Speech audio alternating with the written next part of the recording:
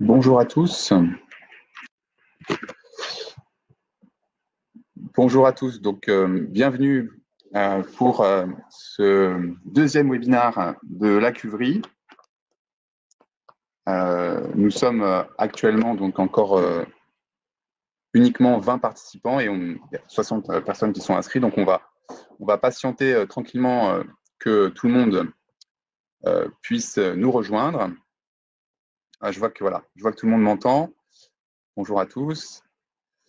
Je vais commencer par présenter, donc, pour laisser le temps à tout le monde de s'inscrire, enfin de se connecter tranquillement. Je vais commencer par un petit peu présenter donc, la Cuverie et puis faire un petit peu d'autopromotion pendant quelques minutes. Simplement pour dire que c'est la deuxième webinaire que nous réalisons donc, pour la Cuverie. Le premier avait réuni Laurent Panigaille, par exemple, qui a intervenu, donc, et vous retrouverez donc toutes les interventions sur la chaîne YouTube de la Cuverie, si jamais vous avez pu assister donc, à ce premier événement. Donc, on a prévu entre 60 et 90 minutes pour ce soir. C'était un petit peu long la première édition, donc on a prévu faire un petit peu plus court, maximum donc 90 minutes pour ce soir, pour parler donc de la gestion de la trésorerie en période de crise, sujet d'actualité. Donc, je vais vous proposer d'abord un questionnaire pour que qu'on puisse voir un peu qui est présent avec nous ce soir. Alors, je vais partager donc un questionnaire. Attention.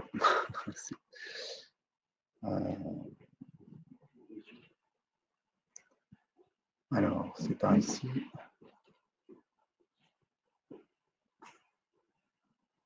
Voilà, c'était celui-ci. Normalement, vous devez voir apparaître dans votre partie, voilà, quelle activité donc vous avez. Alors, en fait, on a prévu un webinar, mais comme prévu, donc il y a aussi des personnes qui sont présentes dans la salle. Donc, ils ne pourront pas participer, bien sûr, au questionnaire, hein, mais par contre, ils voient le résultat comme vous, actuellement. Donc, comme je disais, il y a à peu près 60 participants pour ce soir, donc c'est beaucoup plus que la capacité de la pièce, d'où l'intérêt d'utiliser le digital pour ces réunions. Voilà. N'hésitez pas à poser des questions aux intervenants si vous le souhaitez, donc depuis le chat. Hein. Je surveillerai et je poserai donc les questions. Donc voilà, donc pour vous dire un petit peu, présenter un petit peu l'actualité du groupe, sachez que les collaborateurs du groupe FDSEA sont à peu près tous revenus dans les bureaux. Hein. Ils étaient au travail déjà avant, mais ils sont tous revenus dans les bureaux, à part, sauf exception vraiment. Il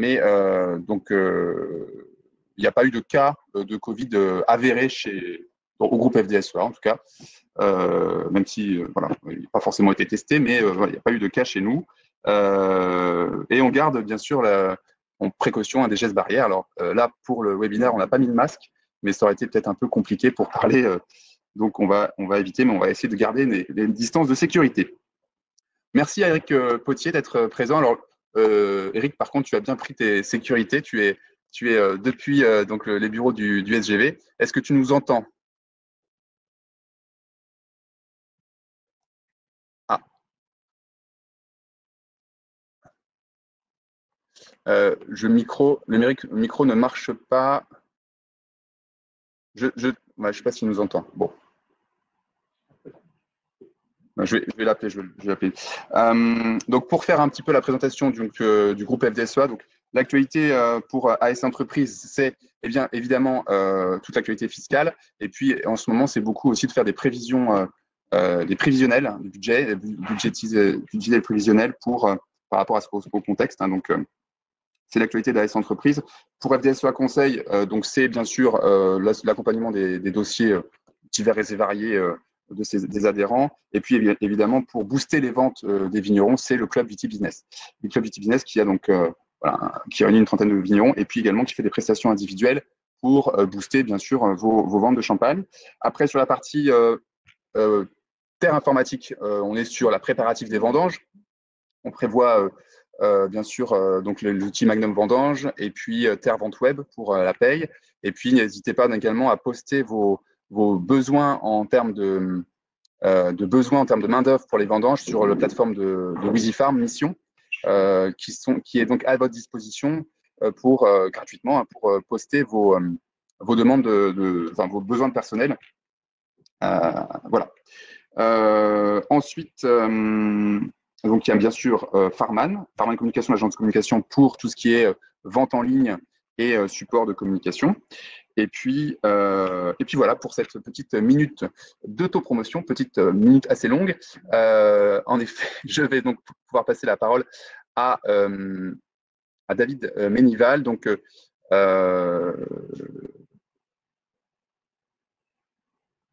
voilà. Et puis donc comme David a la chance d'être présent, je vais simplement lui laisser la place. Merci. Bonne présentation. Oui.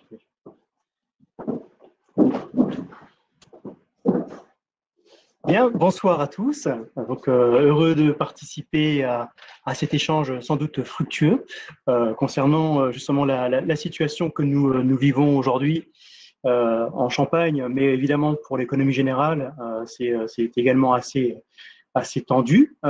Donc, on va essayer de revenir un petit peu sur une situation globale. Rappeler que la crise sanitaire Covid-19 n'était pas forcément le seul déclencheur de la situation que nous connaissons aujourd'hui, mais plutôt un amplificateur de contexte économique qu'on connaissait déjà au préalable. Je pense qu'il est important de commencer par la situation juste avant Covid. Je pense que vous vous en souvenez tous. Il s'agissait de difficultés notamment géopolitiques avec des contextes assez tendus aux États-Unis, au Royaume-Uni avec le Brexit, des questions assez fortes sur les taxes qui pouvaient s'appliquer au monde du vin, au monde du champagne. Et donc, on était dans des situations où beaucoup d'incertitudes sur les débouchés que nous pouvions avoir, débouchés dits traditionnels. Ça nous avait déjà amené à beaucoup réfléchir en Champagne sur les marchés à cibler, sur le repositionnement des gammes et surtout sur une façon de mieux communiquer auprès de nos consommateurs. De la même façon, l'autre grand marché que nous avions, c'était le marché français. Et là également, quelques questions d'ordre structurel sur l'évolution des expéditions sur ce marché domestique. Là, de nouveau, avec quelques interrogations sur notre capacité à communiquer auprès des consommateurs. Tout ça, c'était avant le Covid. On était de fait vers une évolution lente mais sûre de la rotation de stock en Champagne, en passant de 4,35 années en 2017 à 4,51 années en 2019. Donc, gentiment mais sûrement, une augmentation du stock en Champagne. Puis arrive évidemment la crise sanitaire qui va frapper de plein fouet l'économie, mais évidemment, par répercussion, le champagne, alors les vins d'abord, et puis le champagne après. Alors l'économie, je pense que c'est important que vous compreniez bien, ce n'est pas une crise comme les autres, dans le sens où c'est une décision politique de stopper l'économie. Et c'est une décision politique sur l'ensemble du monde, si on fait alors, avec des compositions temporelles, mais malgré tout, l'ensemble du monde. Donc ça, c'est important de le signaler.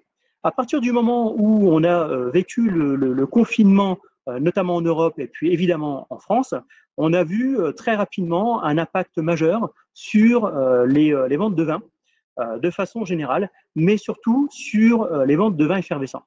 Quelle est la difficulté finalement des vins effervescents? Les vins effervescents, c'est que ce sont des produits qu'on va appeler social. C'est-à-dire qu'en fait, c'est une consommation en collectif.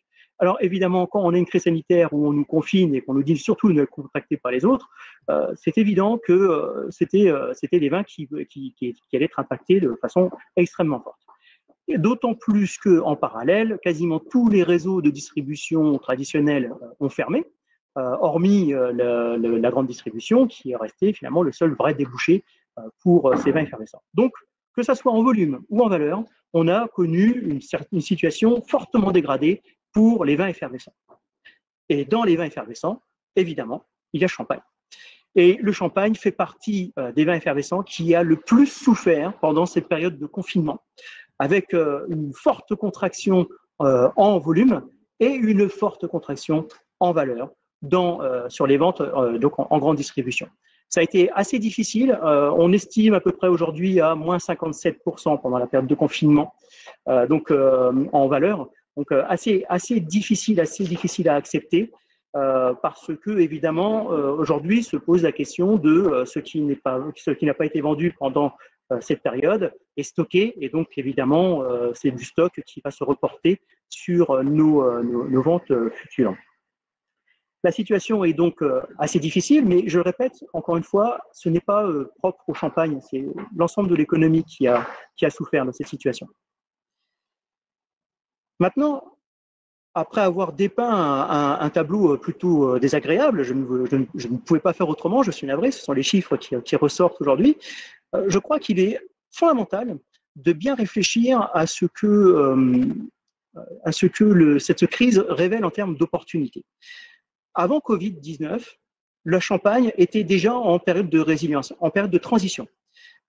Comme je vous l'ai dit en introduction, on s'est posé énormément de questions sur la façon de travailler en termes de réseau de distribution, en termes de marché et en termes de consommateurs. Et de fait, je pense que cette crise sanitaire révèle et amplifie les opportunités que nous connaissions déjà avant. Je vais, de façon non exhaustive, vous rappeler quelques éléments qui sont quand même notables, à commencer par les ventes par Internet. Je vous rappelle qu'il y a eu un boom absolument incroyable de vente donc de tout produit par Internet et de vin sur l'ensemble du monde. Alors, excepté l'Allemagne, je ne peux pas vous refaire tous les pays, mais excepté l'Allemagne, on a eu vraiment des phénomènes absolument incroyables d'une population qui finalement s'est habituée et s'habitue de plus en plus à l'achat de vin à distance. J'ai un chiffre en tête, c'est plus 249% d'achat de vin aux États-Unis. Les États-Unis, je vous rappelle que c'est quand même un grand marché pour nous, c'est 600 millions de chiffre d'affaires. On a donc quelque chose de très intéressant ici et qui confirme ce que nous étions en train de détecter avant. C'est-à-dire qu'il s'avère que de plus en plus le réseau de vente à distance va devenir une clé pour les vendeurs de bouteilles, alors soit directement par leur site de producteur, soit indirectement par le site des distributeurs. On a également quelque chose d'autre qui est arrivé, qui est la consommation à domicile. Alors, évidemment, ça ne s'est pas forcément vu en termes de vente, parce qu'il semblerait que beaucoup d'individus ont d'abord consommé ce qu'ils avaient en stock, mais malgré tout, un retour à une consommation à domicile, ce qu'on appelle le off-trade dans le système commercial, avec une particularité pour les intra-urbains qui se sont fait livrer, dès qu'ils ont pu, se sont fait livrer des repas et évidemment les vins dans la foulée. Donc, on avait en zone urbaine les cavistes qui ont beaucoup développé le système à distance. Et il y a également eu un regain pour la gastronomie, qui est l'autre grande tendance. Donc finalement, c'est assez intéressant, c'est-à-dire que les gens ont redécouvert la cuisine. Ça peut vous sembler étrange, mais c'est comme ça. Donc on a deux éléments qui sont majeurs, étant donné que consommer du vin pendant un repas complet ou consommer du vin en livraison, c'est possible, et c'est particulièrement intéressant pour le champagne, comme d'ailleurs le syndicat Jarry Vigneron a fait récemment une communication dans ce sens-là. Et enfin, je dirais que au final, ça nous pousse volontairement et obligatoirement, je dirais, à la recherche d'une plus grande diversité en termes de réseau de distribution, mais aussi en termes de marchés internationaux. Que nous apprend cette crise? Elle nous apprend qu'on est encore très concentré, le champagne est encore très concentré dans quelques marchés. Et concrètement, la volonté de trouver d'autres marchés à l'export ne peut que s'amplifier face à cela, étant donné que les marchés traditionnels montrent la limite et montrent surtout le fait que quand il y a un impact, c'est un impact qui se démultiplie pour notre produit. En conclusion donc, je pense que vous en doutiez, on va quand même vivre des années assez difficiles en Champagne. C'est inévitable, malheureusement. L'impact de la crise sur les chiffres d'affaires va se faire sans doute ressentir sur plusieurs années. Et Tout ça, alors qu'il nous faudra sans doute faire des nouveaux investissements qui risquent d'être assez, évidemment, plus difficiles en tout cas à mobiliser dans un contexte financier tendu. De l'autre côté, je pense qu'il est important de rappeler également que nous avons des nouvelles opportunités, que ces nouvelles opportunités ne peuvent être plus claires aujourd'hui, à savoir un contact plus direct avec le consommateur final, un développement de l'export avec un meilleur positionnement, une reconquête du marché domestique, très important, c'est encore 135 millions de bouteilles, la disparition d'une image promotionnée, d'ailleurs l'interprofession travaille énormément dans ce sens-là aujourd'hui, et donc tout ce que je peux vous dire, et c'est à mon avis le plus important à retenir, c'est que malgré les difficultés que nous allons rencontrer, la Champagne doit absolument continuer sa transition et elle a la capacité de le faire. Je vous remercie pour votre attention, évidemment je reste avec tous les autres intervenants et nous pourrons répondre aux questions. Je laisse donc la parole à Adrien.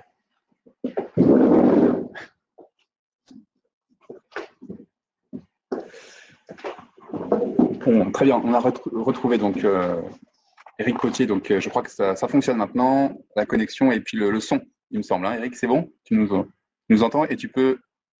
Ah, par contre, on ne t'entend pas encore. Alors attends, je vais essayer de vérifier si c'est de ma faute. Ouais, peut-être que c'est de ma faute. Off, on. Mince. Eric. Mic off, mic. C'est bon? Ouais. Ça y est. Donc c'est parfait, ça fonctionne. Donc voilà, pour l'intervention. Donc merci David. En plus, tu as respecté le timing parfaitement. Et merci, merci Eric d'être présent également pour ce webinaire. Alors, donc on te retrouvera donc à la fin pour la conclusion de ces débats, si tu le souhaites, mais bien sûr, à tout moment, tu peux intervenir si jamais tu le souhaites. Ce que je propose, c'est un autre petit sondage pour, pareil, donc accompagner les échanges. Là, c'est est-ce que vous avez aujourd'hui été impacté par le Covid? Est-ce qu'à ce jour, vous avez ressenti un petit peu d'effet sur vos ventes si jamais vous êtes concerné? Si vous n'êtes pas concerné du tout, écoutez, c'est juste pour ceux qui le souhaitent, pour qu'on sache un petit peu éventuellement. Donc oui, on voit qu'il y a quand même pas mal de personnes, enfin voilà, il y a des personnes qui ont été vraiment très fortement impactées. D'accord. Ah oui. Donc voilà. L'idée maintenant, c'est de faire passer je vous laisse bien sûr répondre tranquillement. Prenez votre temps et je vous propose de passer la parole à Olivier Josselin, qui a travaillé avec les autres collaborateurs du groupe FDSEA pour trouver des manières de mieux gérer la trésorerie en période de crise. Donc je vais tout de suite mettre en place la partie support pour Olivier. Voilà. Et je te passe la parole. Olivier est parmi nous. Il va prendre ma place. Merci.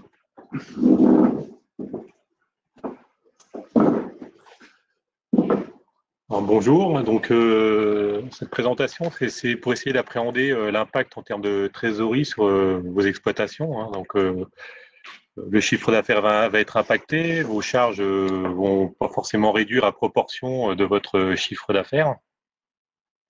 Et donc, l'objectif, c'est on a essayé de définir un scénario, hein, donc, parce que des scénarios, il y en a un certain nombre qui circulent, donc on a essayé de trouver quelque chose qui se situe au milieu de tout ce qu'on peut entendre. Donc, on a essayé de mesurer l'impact pour les vendeurs de raisins et aussi pour les vendeurs de bouteilles. Donc, déjà pour replanter un peu le contexte du monde viticole, voilà, donc le marché export, il est dominé par les maisons de champagne, ou le marché dans sa globalité, mais sur la France, voilà, c'est un marché privilégié des vendeurs de bouteilles. Et donc, si on regarde dans le rond à droite, donc environ voilà, un tiers du marché est maîtrisé par les vignerons.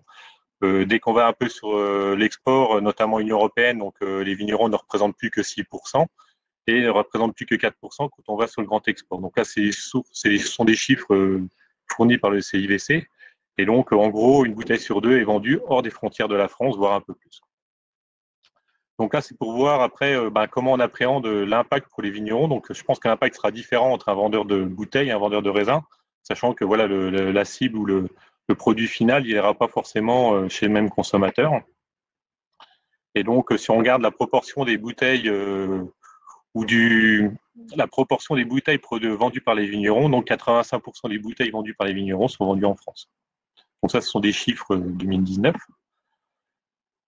Quel scénario nous avons pris pour la vendange? Donc voilà, il y a plusieurs scénarios qui circulent. Hein, donc là, on l'a traduit en kilo-hectares, donc en rendement appellation, sachant que les 6600 kilos, donc le scénario le pire, ça correspond à peu près à 190 millions de bouteilles vendues. Et donc 8900 kilos, ça correspond à 255 000 bouteilles. 255 millions. Et donc les 7500 kilos, donc hypothèse que nous avons travaillée, donc ça correspond à peu près à 215 millions de bouteilles, donc un impact sur les volumes de l'ordre d'un peu plus de 30%. Alors après, c'est essayer de définir, est-ce que le marché il va se redresser rapidement ou pas. Donc on essaie de rester au milieu de ces estimations. Donc on est parti sur une simulation 8500 kilos en 2021, 9005 en 2022 et autour de 10 000 à partir de 2023. Donc voilà, c'est un scénario qu'on essaie de chiffrer et de voir un peu l'impact que ça peut avoir. Ce que vous pouvez retenir, c'est que plus ou moins 500 kilos par rapport à la prévision, en gros, c'est 3 000 € en plus par hectare ou en moins. Donc après, on peut faire la correction des chiffres qu'on va voir par tranche de 500 kilos si on veut se projeter un petit peu autrement. Pour les vendeurs de bouteilles, donc l'impact donc pour les vendeurs de bouteilles, donc la courbe orange, c'est l'EBE. C'est quoi l'EBE? C'est l'argent qui est dégagé par l'activité de l'année et qui sert à rembourser les emprunts et vivre. Donc là, en faisant très synthétique et très simple en termes de calcul. Et donc le résultat, c'est une fois qu'on a déduit les amortissements qui ne sont pas forcément une sortie d'argent. Donc on va plutôt parler d'EBE. Donc le BE, qui était à peu près en moyenne de 35 000 € sur les moyennes sur 2018-2019, plongerait autour de 15 000 € si on part sur une simulation à 7 500 kilos, sachant que ce qu'il faut retenir, c'est que pour les vendeurs de bouteilles, du fait qu'ils sont majoritairement orientés vers le marché français, donc on n'a pas forcément décoté le volume de bouteilles de la baisse de l'appellation. On a plutôt impacté une baisse du nombre de bouteilles de l'ordre de 25%. En termes de vente. Donc voilà, en termes de volume, ça serait moins, on l'a estimé moins fort. Hein. Donc là, c'est une estimation qui mérite qu'être remise en cause et discutée. Mais bon, au moins, on a des éléments pour discuter. Et donc, 75% de l'échantillon qui est analysé, donc ça, c'est issu de nos analyses de groupe, où 75% du volume est vendu en bouteille et 25% au kilo. Donc ça, c'est les contours de l'échantillon. On a essayé aussi de dire est-ce que le prix de la bouteille il va évoluer. Donc on a intégré une baisse du prix de la bouteille de l'ordre de 5%, qui peut se traduire soit par des offres commerciales plus alléchantes, hein, ou soit par des cadeaux, des choses comme ça qui seraient inclus dans les volumes vendus. Donc voilà, c'est une histoire c'est intégré. On a intégré voilà une baisse du prix accessoirement donc pour l'année 2020 et une baisse du volume de l'ordre de 25% au niveau des bouteilles. Ça se traduit donc par une baisse de BE qui est forte en 2020 et qui va augmenter progressivement donc en 2021, 22, 23.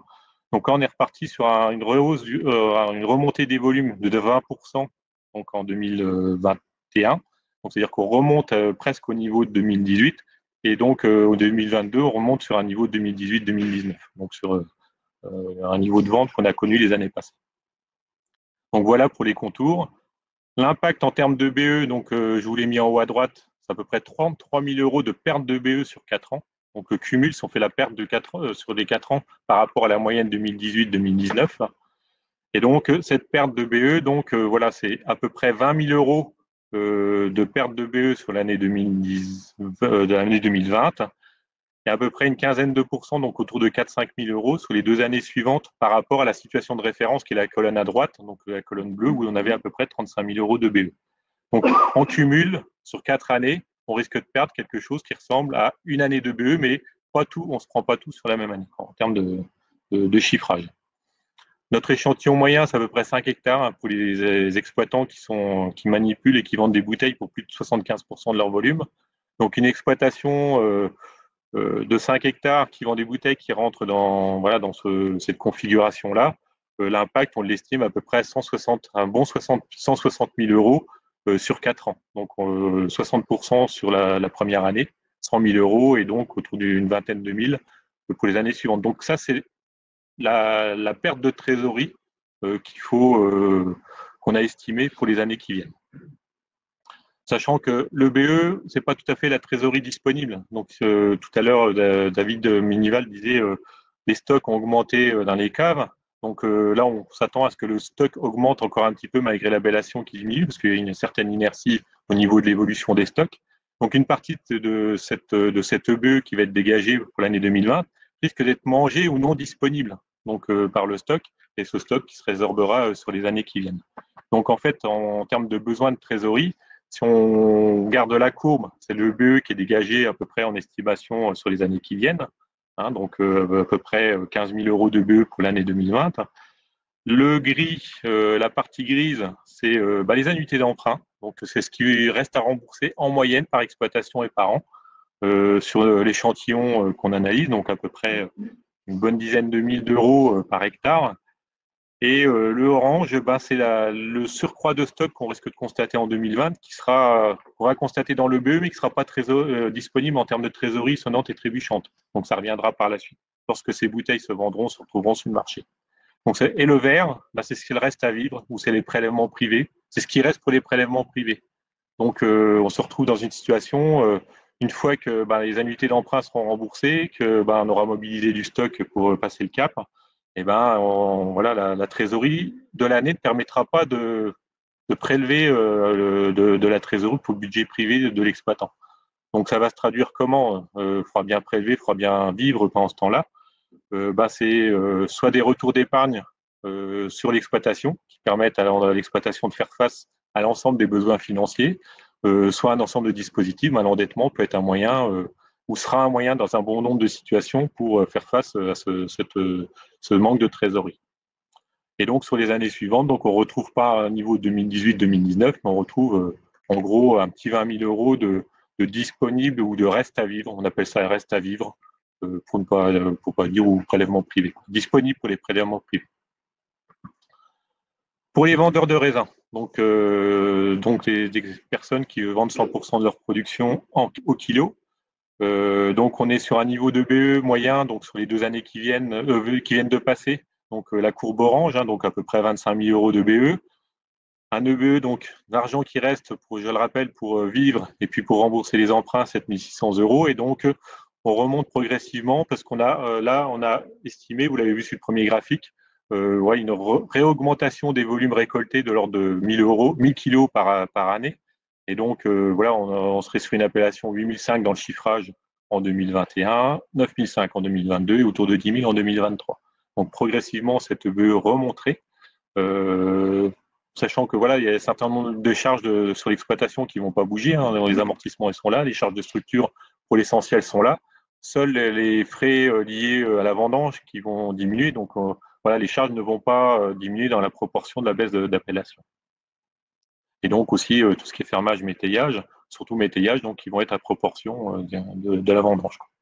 Donc là, on est sur un EBE qui plonge de manière assez significative. Et quand on cumule l'effet sur l'EBE, donc sur les 4 ans, donc la perte de BE 2020, celle de 2021 par rapport à la moyenne 2018, 2019, etc. jusqu'à 2023. Donc sur 4 ans, on estime que cette perte de BE est d'ordre de 34 700 euros, le chiffre qui est signalé en haut à droite. Alors, donc, en termes de proportion, c'est 34 000 euros, c'est perte de BE de 18 000 euros en 2020 à peu près. Donc, c'est un bon 50%. 54%, on estime que ça va impacter le BE 2020. Et le restant, donc à peu près un petit tiers, 30%, ce serait sur l'année 2021 et donc 15% sur l'année 2022. Et donc là, on se retrouverait avec un cumul de pertes de BE donc sur une exploitation moyenne. Donc là, l'échantillon vendeur de raisin au kilo donc est plutôt inférieur en termes de taille d'exploitation dans l'échantillon, à peu près 3,5 hectares. Donc sur une population moyenne d'exploitation de 3,5 hectares.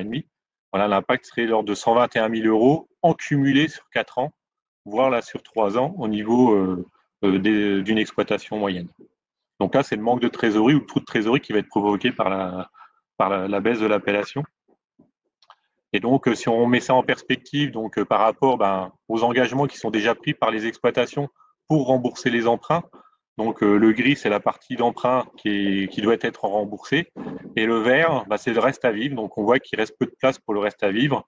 Donc les exploitations, voilà, il va falloir faire appel à d'autres ressources que la ressource de l'exploitation pour pouvoir faire face à l'ensemble des dépenses de l'entreprise. Et je considère que les prélèvements privés, ça fait partie des dépenses de l'entreprise.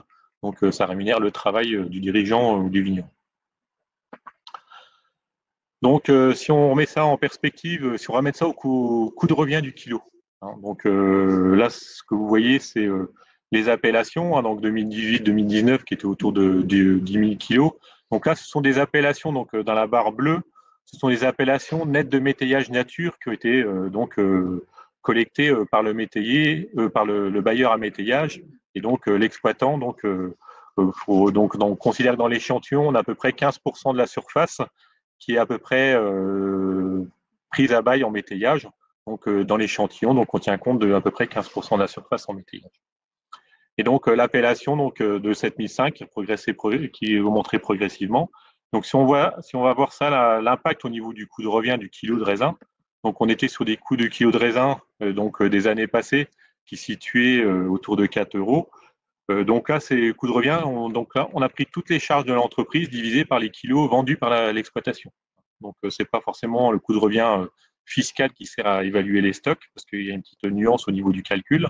Donc là, c'est le compte de résultat de toutes les charges de l'entreprise divisé par les kilos vendus de l'entreprise. Et donc, on arrive à un coût de revient qui progressait de 35%.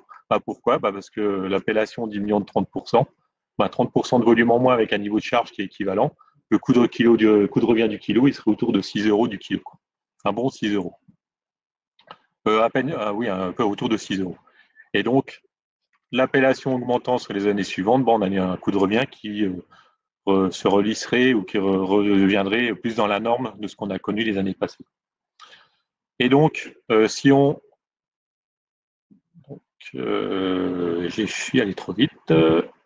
Si on revient un petit peu en arrière, si on intègre le prix donc dans l'estimation, dans la prévision qu'on a retenue, donc la courbe du haut, c'est le prix du kilo. Donc, on était autour de 6,30 €, 6,50 € du kilo sur les années passées. Dans l'estimation, on est parti sur 5% de baisse de prix. Voilà, c'est une simulation avec une appellation à 7005, baisse du prix de 5%. Et après, ce qui se passera après, est-ce qu'on repart vers une hausse de 2,5% par an? Donc ça, c'est le scénario qu'on a privilégié pour les estimations. Ou est-ce que ça va poursuivre sur une baisse de 2,5% par an? Donc la vérité est au milieu de tout ça.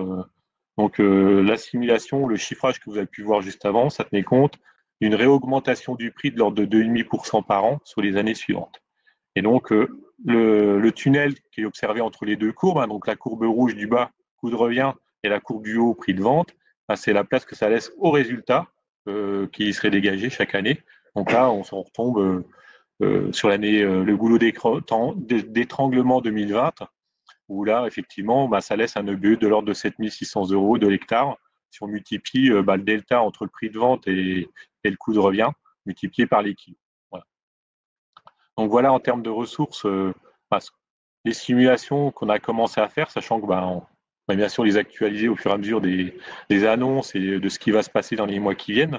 En n'ayant pas de boule de cristal, on est parti sur des premiers chiffrages pour essayer de mesurer l'impact. Souvent, nous sommes sollicités par les adhérents pour solliciter la banque, donc pour aller rechercher de la ressource pour financer ce trou de trésorerie-là. Et donc, on commence à faire des chiffrages avec ces paramètres-là pour appréhender la campagne à venir, qui s'affinera bien entendu. En termes de... Pardon, je reviens en arrière. Donc, si je continue. Donc, l'impact sur le prix de la bouteille, le coût de revient de la bouteille. Donc, le coût de revient de la bouteille que l'on estimait dans nos chiffrages, c'est à peu près 10,90 € de la bouteille. Donc ça, c'était des calculs avec de la vendange 2018 qui aurait été vendue et transformée en 2018. Donc, on est sur des prix de revient de l'ordre de 11 €. Donc là, sachant que dans ce prix de revient, on rémunère le travail de l'exploitant, donc on a donné une valeur au travail de l'exploitant. L'impact sur le coût de revient de la bouteille d'un kilo récolté en 2020 qui sera commercialisé en 2022-2023 serait augmenté de 2 à 3 euros de la bouteille compte tenu du coût de revient du raisin de 2020 qui augmenterait de 30%. Donc cette bouteille-là aurait un coût de production de l'ordre de 12 à 14 euros en moyenne. Donc ça, c'est observé. En rémunérant bien sûr le travail de l'exploitant, donc qui représente à peu près 1 euro par bouteille quand il s'agit du travail de cave. Et donc sur la rémunération du travail de l'exploitant au niveau des vignes, on rémunère le travail dans les calculs autour de 30 000 euros de l'hectare. Voilà. Donc ce sont les paramètres que nous avons retenus pour faire le calcul. Et donc voilà, donc c'est la prévision d'une bouteille 2020 faite avec du raisin produit en 2020. Donc une bouteille des années à venir. Alors après, donc les leviers d'action pour optimiser la trésorerie, donc j'optimise mes ressources. Donc on va dire, on va partir de ce qui est le plus facile à mettre en œuvre sur l'entreprise. Et puis après, on rajoute de la difficulté où en fait, c'est pas forcément dans l'entreprise qu'on va trouver des solutions. J'optimise mes ressources quand j'en ai la capacité. Donc, quand j'en dis optimiser mes ressources, c'est qu'est-ce que je fais pour augmenter mon résultat. Donc, il y a peut-être certaines charges que je peux différer. C'est un travail qu'on avait fait en 2016 pour l'activité Grande Culture. Donc, Moisson 2016, si vous vous souvenez tous, ça avait été fortement marqué par les événements climatiques. Et donc, sachant que là, on est un peu dans un contexte différent parce que ça va impacter aussi les années qui viennent en termes de volume vendu, etc., que l'année 2016 au niveau agricole, ça a impacté l'année 2016, et puis on est revenu dans un cycle normal de récolte dès 2017. Donc l'impact n'a pas été aussi prégnant dans le temps qu'il va l'être au niveau viticole, je pense.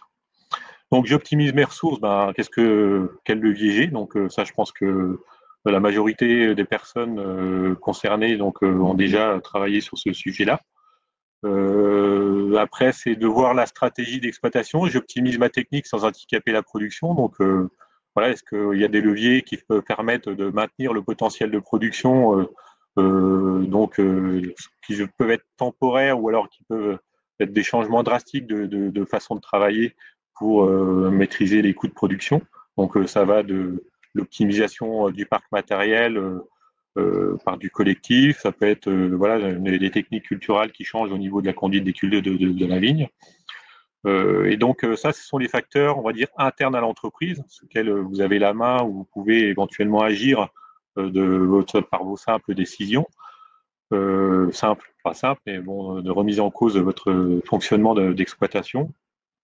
Et après, les ressources externes à l'entreprise, c'est j'ai recours au crédit, donc je mobilise le partenaire financier privilégié d'exploitation pour dire est-ce que c'est un financement à court terme qui peut suffire, est-ce que c'est l'endettement moyen terme qui peut faire passer ce cap-là. Je mobilise de l'épargne, donc plutôt que d'aller chercher du crédit, je vais mobiliser de l'épargne. Ou alors après, dans la solution ultime, quand j'ai pas de possibilité au niveau de mobilisation financière auprès de la banque ou de l'épargne, c'est qu'est-ce qu'il y a comme levier c'est ce que je peux décapitaliser un patrimoine soit personnel, soit de l'entreprise, qui peut permettre de renflouer l'exploitation. Donc, on commence à rencontrer certaines situations qui peuvent être difficiles dans certains cas de figure, où la décapitalisation peut être une des solutions. Donc, voilà au niveau des préconisations. Donc après, chaque exploitation aura sa solution. Donc je pense que la solution, elle n'est pas uniquement dans une des cases. C'est vous allez travailler à tous les niveaux, donc au niveau de la campagne ou de l'année qui vient, pour essayer d'optimiser ses ressources et conforter ce cap 2020 qui va être très prégnant et qu'il faut intégrer quand même que la trésorerie des années suivantes ne sera pas forcément là pour rembourser le trou de trésorerie de l'année 2020. Donc, ce n'est pas forcément de l'endettement à court terme qui va permettre de passer le cap. Donc, il faudra peut-être voir si le moyen terme peut être un des moyens. Donc, après, il y a les dispositifs d'État aussi qui sont là. Donc, le PGE, qui peut éventuellement pallier certaines baisses de chiffre d'affaires quand on peut être éligible par rapport à ces dispositifs proposés par l'État. Voilà. Donc voilà les dispositifs proposés et la réflexion qu'on a amenée par rapport à cette baisse de chiffre d'affaires et de ressources au niveau de l'exploitation. Bon, Adrien, je te rends la parole. Très bien. Bon, ben, merci beaucoup, Olivier. Alors, je propose un nouveau questionnaire pour sonder un petit peu ce que vous pouvez éventuellement avoir trouvé de pertinent donc, sur ce qui vient d'être présenté. Donc, voilà. Je propose ce petit questionnaire pour donc les 50 participants en ligne. Alors, pour les 6 dizaines de participants présents ce soir, est-ce qu'on peut poser la question, est-ce que vous avez été également impacté par la crise actuellement, à peu près à quel pourcentage de ventes par la crise. Ouais. Donc là, je me demande aussi les reports d'échéance. Report d'échéance. D'accord. Donc on voit que c'est quelque chose qui a été plébiscité en effet par les participants. Avant de passer la parole donc donc je vais passer la parole donc maintenant à Bruno Mereghetti qui va vous présenter en fait peut-être que vous avez déjà contacté votre banquier préféré. Peut-être que voilà, c'est l'occasion d'avoir une présentation de la part de Bruno, qui est donc le responsable directeur du centre d'affaires de Farman à Reims. Merci. Merci Bruno.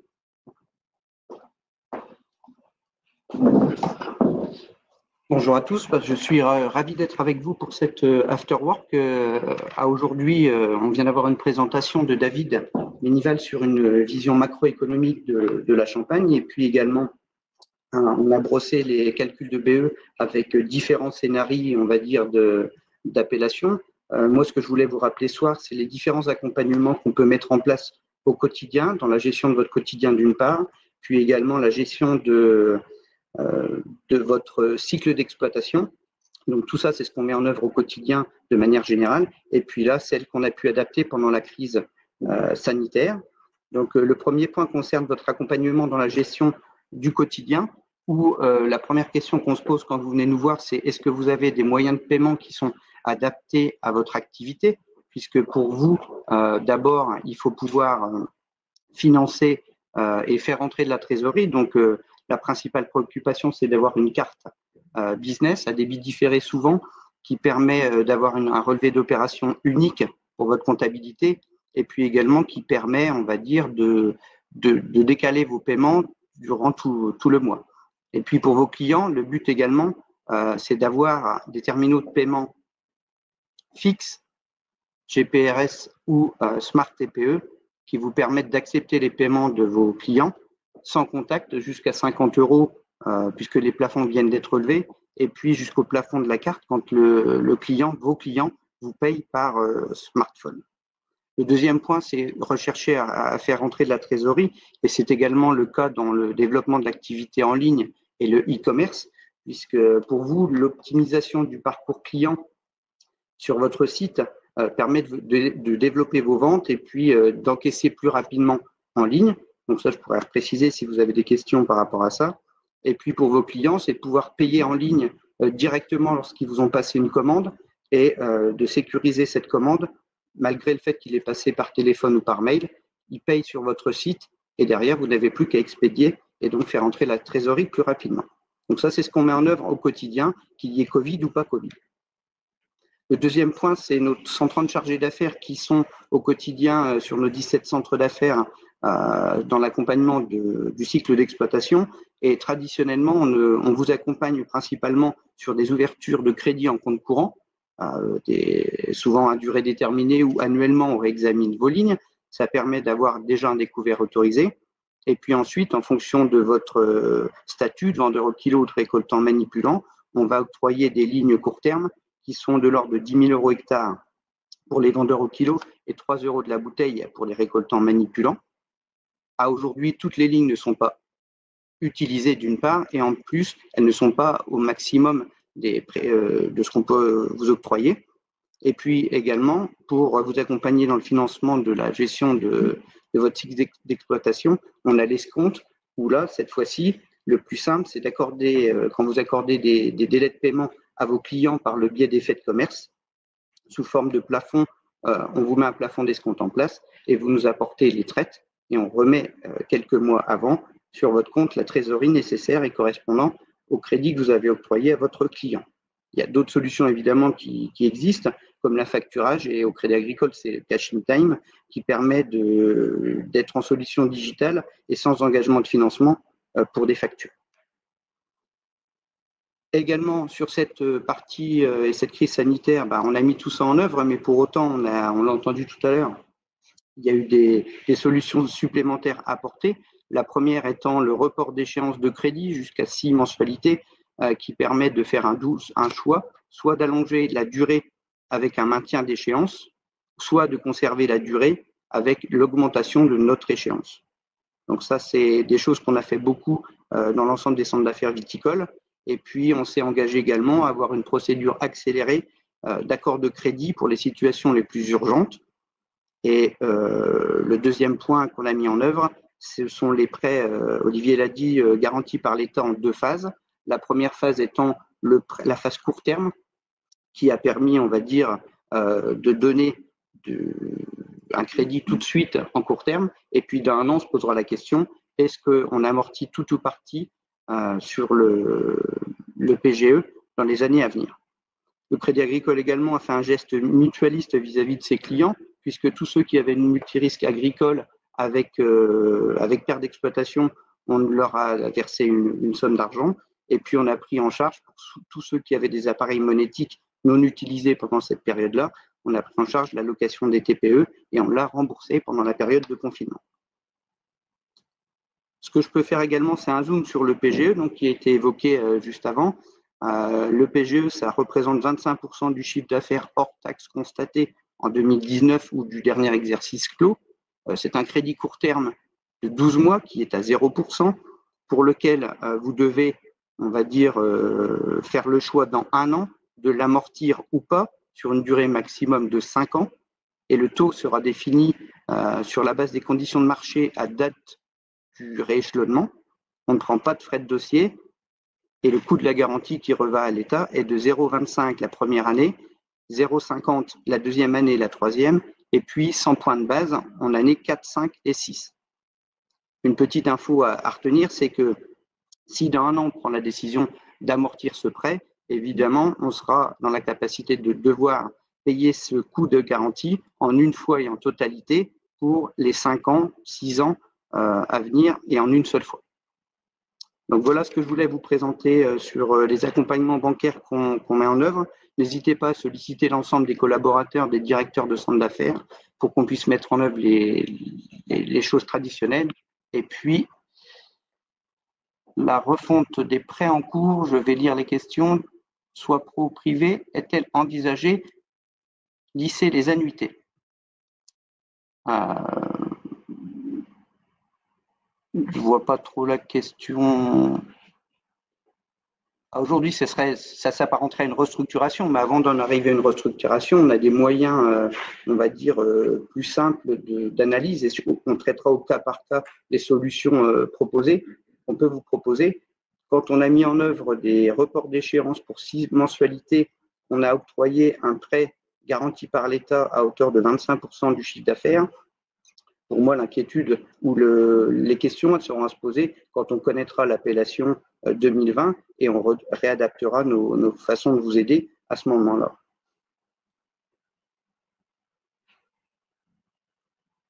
J'espère avoir répondu à la question. Et puis la deuxième question, c'est reporter les échéances, pas sur les vendeurs au kilo.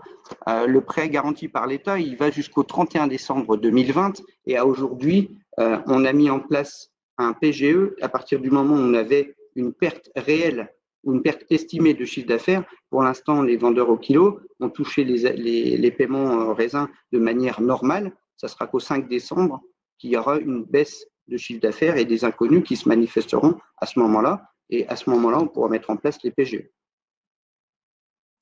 Voilà ce que je peux dire pour les différentes questions qui nous sont soumises. Je ne sais pas si dans la salle, ça répond aux questions, si vous avez des questions concernant cette... Alors, j'arrive pas. Est-ce qu'Anthony peut repréciser peut-être la question pour utiliser une note pour l'exploitation. À aujourd'hui, quand on met en place un prêt garanti par l'État, on fait confiance à 100% à l'exploitant. J'ai une grande confiance sur la reprise de l'activité. On ne sait pas quel temps ça mettra, mais ça le mettra. Sur la qualité, on va dire, des exploitants. Et on ne se pose pas la question de est-ce qu'on va octroyer à telle ou telle personne. C'est plutôt est-ce qu'il y a une baisse de chiffre d'affaires. Si elle est vraiment matérialisée, on met en place le PGE. Ensuite, on verra si on l'amortit dans le cadre du PGE ou si on l'amortit de manière traditionnelle avec des prêts fonds de roulement ou autre chose. Et là, la structure financière de l'entreprise sera étudiée au cas par cas. Mais on ne s'occupe pas, on s'occupe de l'attestation sur l'honneur que nous fournit l'exploitant sur une perte de chiffre d'affaires.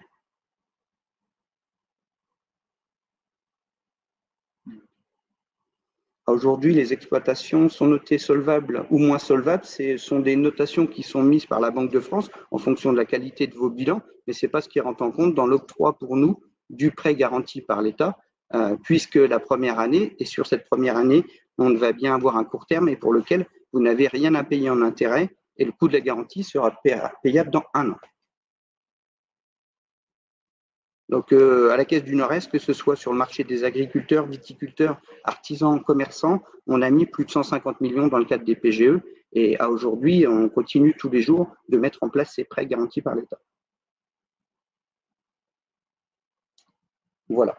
Bon, très bien. Il n'y a pas d'autres questions, donc on va pouvoir conclure. Vous avez été parfaitement respectueux du timing. Je vous remercie beaucoup. Et je vais pouvoir passer la parole à Éric Potier, donc président de la Fédération des coopératives de Champagne. Voilà. Donc, nous t'entendons. Nous sommes forts et clairs. Donc, la question peut-être que donc je pense que le constat qui vient d'être présenté par les différents intervenants n'est pas forcément une surprise pour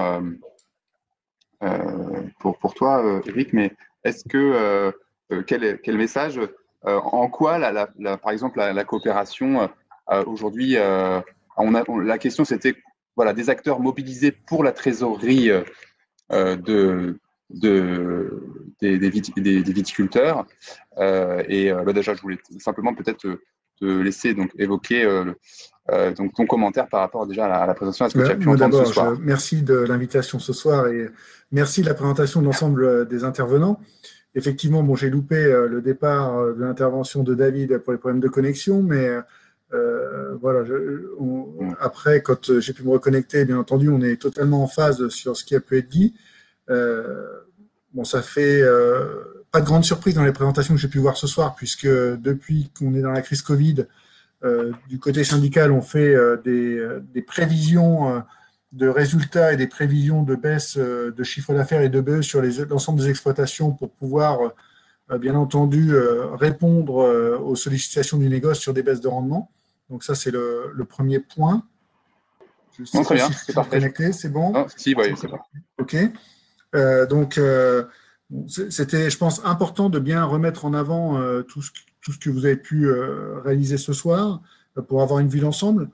Moi, tout d'abord, ce que je souhaitais dire, c'est que la crise, elle touche aujourd'hui l'ensemble des opérations. On s'est focalisé sur les exploitations, mais les premiers touchés, ce sont aujourd'hui les plus gros metteurs en marché, et on a vu les chiffres tout à l'heure, c'est les négociants qui écoulent une grosse partie de la matière première produite au vignoble. Les coopératives sont bien entendu aussi touchées et les vignerons, c'est-à-dire que chacun à son niveau est touché par cette crise. Alors cette crise, je vais peut-être être un petit peu dur, mais elle a accéléré les tendances qui étaient déjà en place.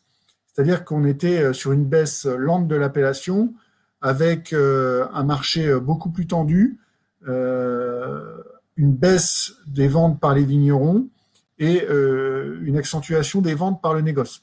Et en fait, cette crise aujourd'hui, elle accélère cette tendance. Elle accélère cette tendance parce que le consommateur, même s'il a vécu dans une période plus difficile, globalement, j'ai l'impression qu'il n'a pas beaucoup changé, même si on parle beaucoup de monde d'après.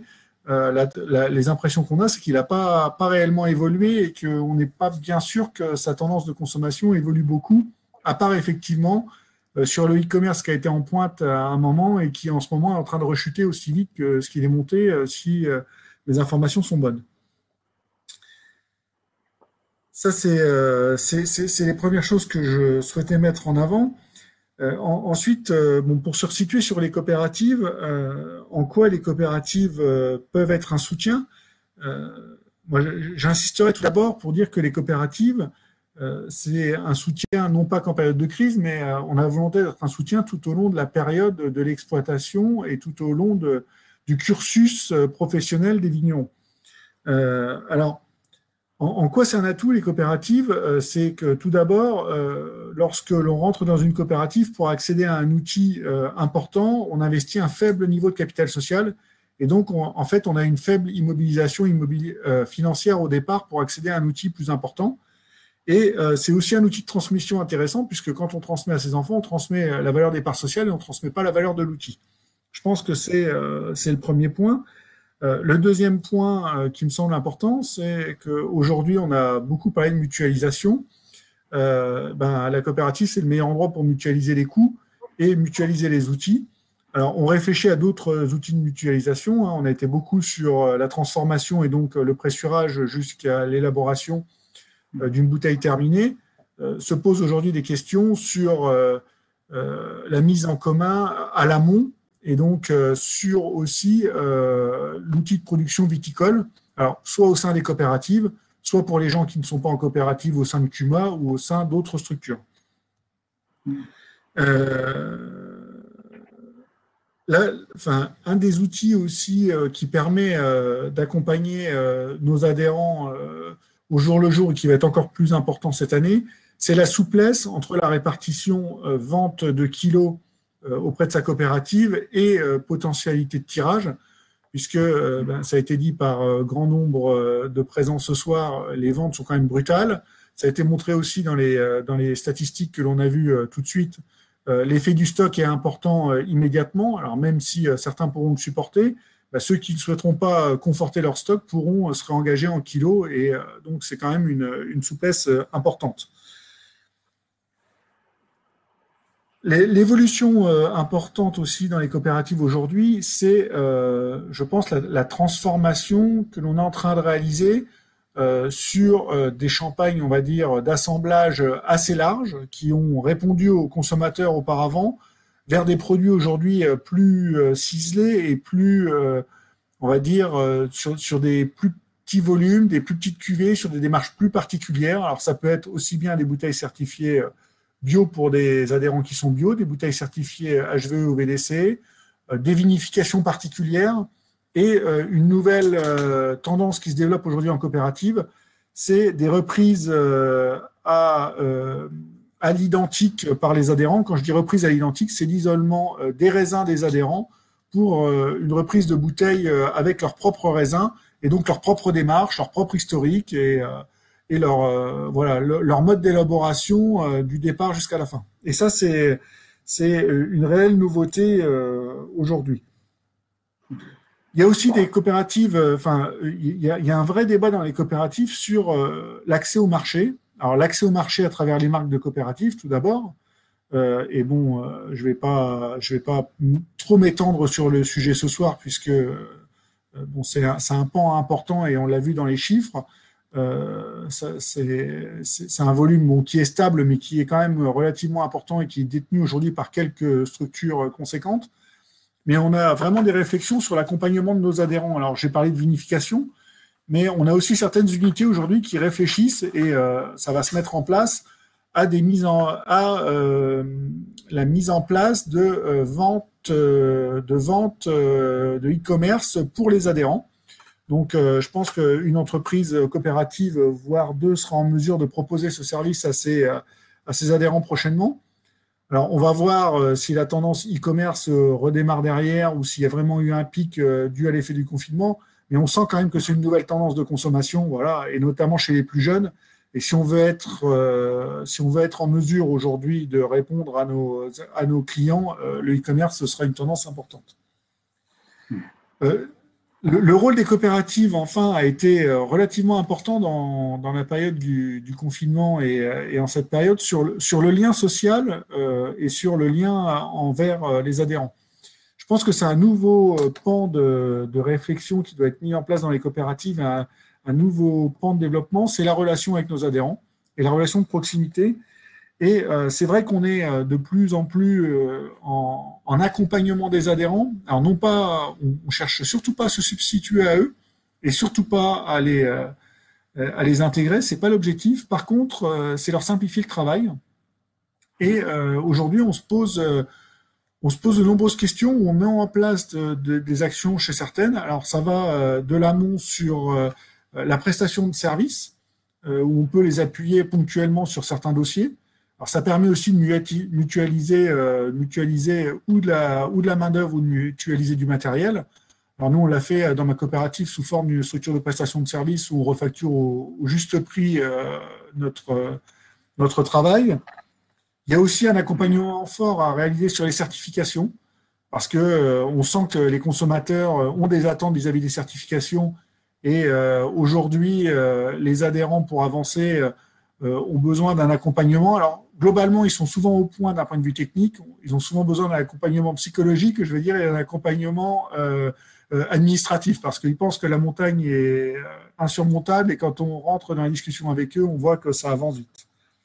Et puis, on a de plus en plus aussi d'actions sur le foncier, alors ou pour réaliser du portage, alors ou avec des organismes bancaires, ou avec des tiers, ou avec des investisseurs privés, mais aussi de la mise en relation entre adhérents pour aujourd'hui de l'achat et de la revente.